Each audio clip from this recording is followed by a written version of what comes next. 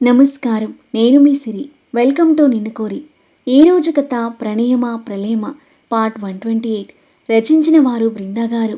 ఇక కథలోకి వెళ్ళిపోతున్న ఆదిని పరిగెత్తుకుంటూ వచ్చి ముందు నుండి వాటేసుకుంది కృతి. ఆ చర్యకు ఆది మౌనంగా నిబ్బరంగా ఉండిపోగా అతని వైపు కృతి కళ్ళ నీళ్లతో బేలగా చూస్తూ, మీరు నా కోసం మళ్ళీ వస్తారా అని అడిగింది. ఆ మాటలకు ఆమె కళ్ళలోకి కొన్ని క్షణాలు చూసిన ఆది ఏం సమాధానం చెప్పలేక చూపు మరల్చుకుని సూటిగా చూస్తున్నాడు. అతని మౌనం ఆమె గుండెల్లో గుబులను రేకెత్తిస్తున్నా ఉదయ్ అభి వాళ్ళు చెప్పిన మాటలకు ఇచ్చిన నమ్మకానికి ఆది ఎప్పటికైనా తన వాడవుతాడు అని ధైర్యంతో ఉంది. తన చిన్ని మనసుకి సర్ది చెప్పుకొని అతనికి దూరం జరిగి కళ్ళనీళ్లు తుడుచుకుని థ్యాంక్స్ అంది. ఆది నొసలు ముడివేసి చూస్తూ, ఎందుకు, నేను ఎస్ చెప్పలేదు కదా అని అడిగాడు.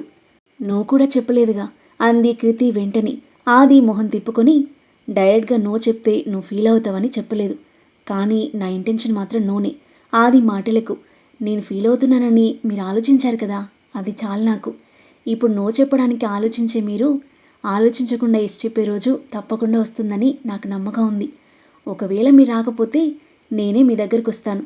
కృతి మాటలకు ఆది తల తిప్పి చూస్తుంటే, అవును, నేను నిజంగానే వచ్చేస్తాను.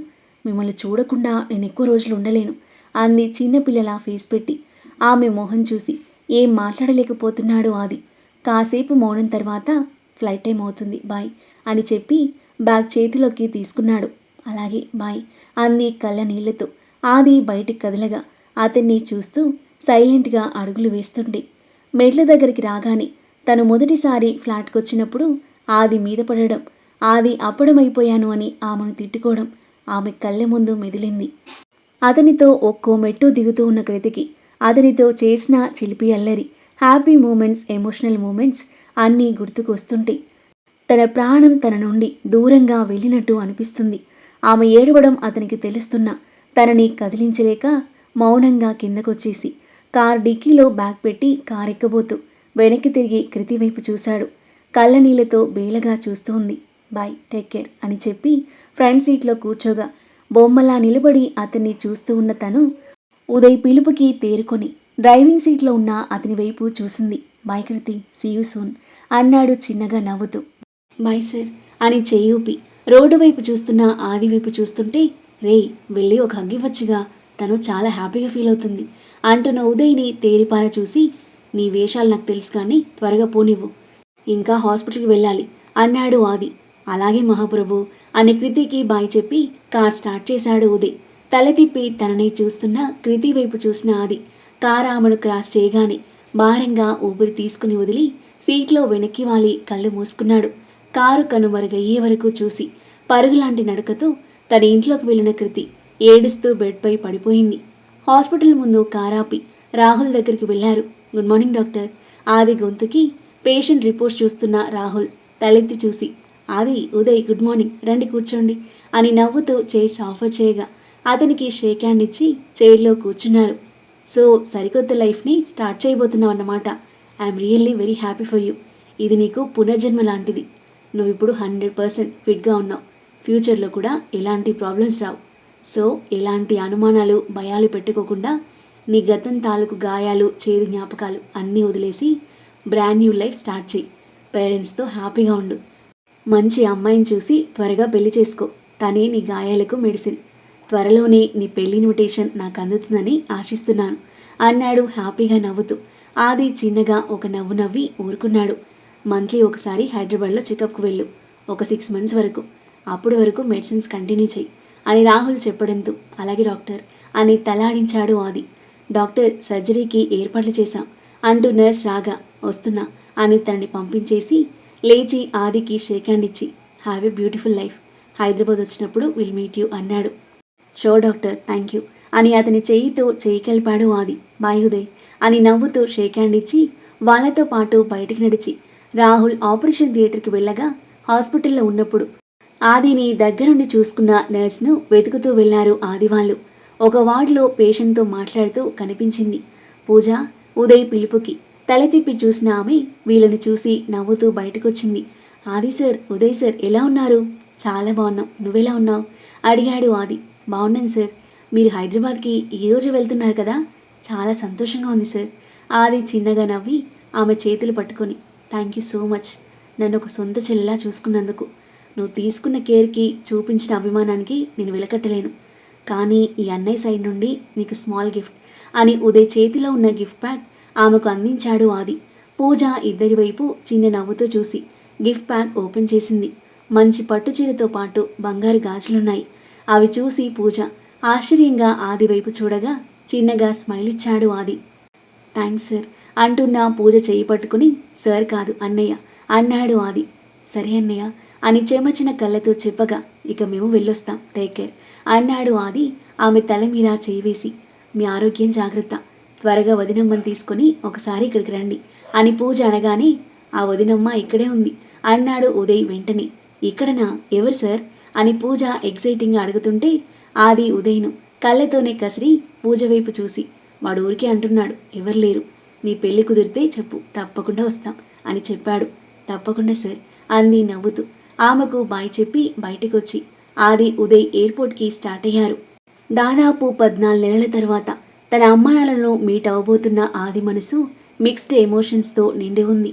ఎప్పుడెప్పుడు వాళ్ళని చూడాలా అనే ఎగ్జైట్మెంట్, హ్యాపీనెస్తో పాటు తన లైఫ్లో జరిగిన దానికి వాళ్ళు ఎలా రియాక్ట్ అవుతారనే టెన్షన్ కూడా ఉంది. ఇన్నాళ్లుగా తన తనువు మనవుతో ఎంతో నరకయాతన అనుభవించి ఇప్పుడు సరికొత్త లైఫ్ మొదలుపెట్టడానికి ప్రయాణం సాగిస్తున్నాడు. మరోవైపు ఉదయ్ కూడా తన ఫ్యామిలీని మీట్ అవబోతున్నందుకు హ్యాపీగా ఫీల్ అవుతున్నాడు. ఇక వర్ష, విశ్వ ఈ 3 రోజులు మనాలిలో ఎంతో హ్యాపీగా ఒకరితో ఒకరు సమయం గడిపి ఎన్నో అందమైన అద్భుతమైన జ్ఞాపకాలను పోగేసుకుని ప్రశాంతమైన మనసుతో హైదరాబాద్కి తిరుగు ప్రయాణమయ్యారు. కాలింగ్ బెల్ మోగడంతో హాల్లో కూర్చున్న పద్మ లేచి డోర్ తీసింది. ఎదురుగా అభి, నిఖిల్ ఉదయ్ని చూసి ఆశ్చర్యపోతూ, ఎన్నాళ్ళకి ముగ్గురు కలిసొచ్చారు, చాలా సంతోషం, రండి లోపలికి అని నవ్వుతూ ఆహ్వానించి, ఏవండి ఎవరొచ్చారో చూడండి అని గదిలో ఉన్న కేశవ్ను కేకేసి పిలిచిన పద్మ, ముగ్గురు కాదు నలుగురు అన్న అభి మాటకు తల తిప్పి నొసలు ముడివేసి చూసింది. నలుగురా? వెంటనే ఆమె కళ్ళు ఆశతో, ఆరాటంతో, ఆతృతగా వారి వెనుక వెతుకుతూ ఉన్నాయి. ఆమె గుండె వేగం ఆమెకే వినిపించేంత వేగంగా కొట్టుకుంటుంది. ఆ కన్నె తల్లి మొహంలోని ఆరాటాన్ని భారమైన హృదయంతో చూస్తూ ముగ్గురు పక్కకి తప్పుకోగా, వారి వెనుక కళ్ళ నిండా నీళ్లతో తనని బేలగా చూస్తున్న ఆది కనిపించేసరికి పద్మ పోయిన ప్రాణం తిరిగి వచ్చినట్టయింది. ఇన్నాళ్ల తర్వాత తన కళ్ళ ముందు తన ప్రాణమైన కొడుకు కళ్ళు పెద్దవి చేసి నమ్మలేనట్లుగా చూస్తూ, ఆది నా బంగారం అని పరిగెత్తుకుంటూ అతని దగ్గరికి వెళ్ళి అతని ముఖాన్ని చేతులతో తడుముతూ, ఆది నువ్వు నిజంగానే వచ్చావా? ఇది కల కాదుగా అని ఏడుస్తూ అంటుంటే ఆది ఒక్కసారిగా బ్రేక్ అయిపోయి, అమ్మా అంటూ గట్టిగా హత్తుకున్నాడు. దేవుడా, ఇన్నాళ్ళకి నా మీద దయ కలిగి నా కొడుకుని నా దగ్గరికి చేర్చావా? ఆది, ఇన్నాళ్ళకి నీకు ఈ తల్లి గుర్తొచ్చిందా? నువ్వు లేకుండా మేము ఎలా బ్రతకగలం అనుకున్నావు నాన్న? ఎక్కడున్నావో తెలీదు, ఎలా ఉన్నావో, ఏం తింటున్నావో తెలీదు. ఇన్నేళ్ళు కంటికి రెప్పలా పెంచుకున్న నువ్వు కనిపించకపోయేసరికి ఈ కన్న తల్లి ప్రాణం విలవిలలాడిపోయింది. అయినా ఎక్కడో ఆశ నువ్వు మా కోసం వస్తావని. నా ఆశ ఈరోజు నిజమైంది అని కంటికి మింటికి దారగా ఏడుస్తూ అంటుంటే ఆది కళ్ళ నుండి కన్నీళ్లు ఆగకుండా వర్షిస్తుండగా ముగ్గురు ఫ్రెండ్స్ కళ్ళనీళ్లతో బాధగా చూస్తున్నారు. పద్మ అతన్ని వదిలి ఏడుస్తున్న ఆది మొహాన్ని చేతిలోకి తీసుకొని మొహం నిండా ముద్దులు పెట్టి, ఇన్నాళ్ళు ఏమైపోయావు నాన్న? ఎక్కడికి వెళ్ళావు? నీకేం ప్రమాదం జరగలేదు కదా అని అడుగుతుంటే ఏమని చెప్పాలో, ఎలా చెప్పాలో అర్థం కాక మౌనంగా రోధిస్తూ ఉన్నాడు ఆది. అప్పుడే స్నానం చేసి బయటకొచ్చిన కేశవ్ పద్మ ఏడుపు చెవులకు చేరి కంగారుగా హాల్లోకి వచ్చాడు. ఎదురుగా ఉదయ్ వాళ్ళు కనిపించేసరికి అయోమయంగా చూస్తూ దగ్గరికి వచ్చిన కేశవ్కి ఆది కనిపించేసరికి తన కళ్ళను తానే నమ్మలేకపోయాడు.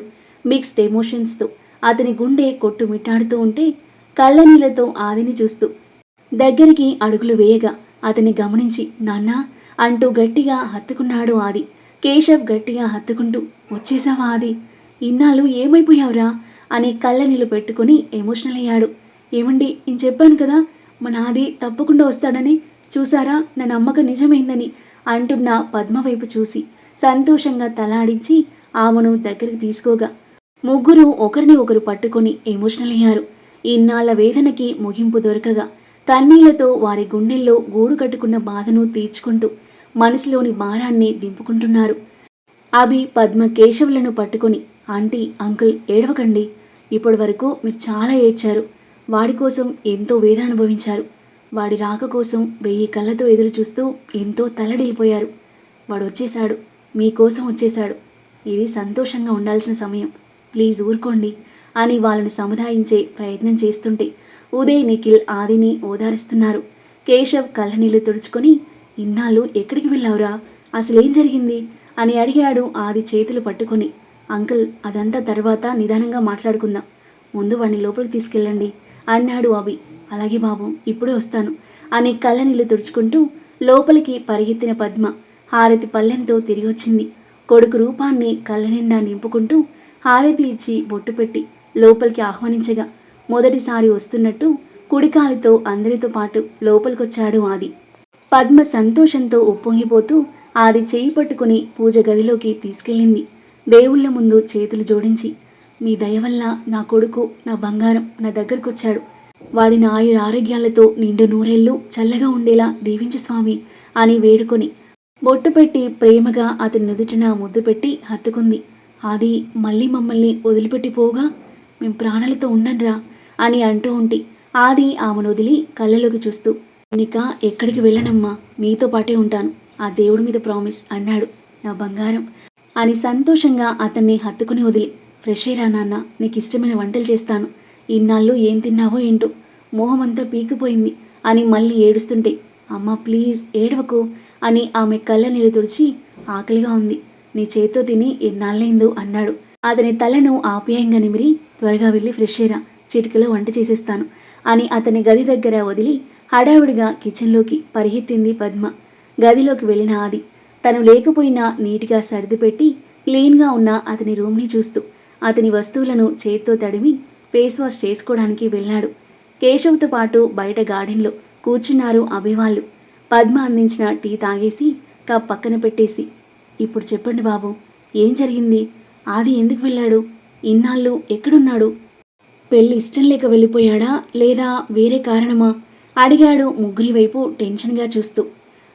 ఆ తరువాత ఏం జరగబోతుంది, కేశవ్కి నిజం చెప్పేస్తారా, కేశవ్ ఎలా రియాక్ట్ అవుతాడో, ఆది ఈ సరికొత్త లైఫ్ ఎలా ఉండబోతుంది, ఉదయ్ని చూసి మహి ఎలా రియాక్ట్ అవ్వనుంది, ఆదిని కృతిని కలపడం కోసం అభి వాళ్ళు ఏం చేయబోతున్నారు, ఆరు ఆది ఎదురుపడనున్నారా, అద్భుతమైన కథనంతో ఊహించిన ట్విస్ట్లతో ఇంట్రెస్టింగ్గా సాగే ఈ కథ యొక్క నెక్స్ట్ ఎపిసోడ్ కోసం మన నెక్స్ట్ వీడియో చూడండి.